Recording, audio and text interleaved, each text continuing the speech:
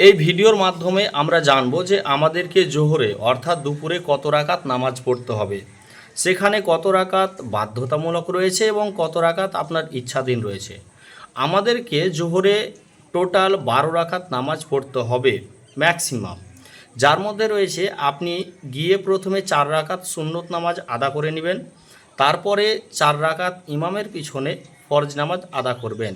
ফরজ নামাজ কমপ্লিট হওয়ার পরে আপনাকে 2 রাকাত সুন্নত নামাজ এবং 2 রাকাত নফল নামাজ পড়তে হবে। নফল নামাজ হচ্ছে একটা এক্সট্রা ইবাদত। এই নামাজ আপনি পড়তেও পারেন আবার নাও পড়তে পারেন। আপনি যদি এই নফল নামাজ আদা করেন তাহলে আপনি এক্সট্রা নেকি পাবেন, আর না পড়লে আপনার এতে কোনো গুনাহ নেই।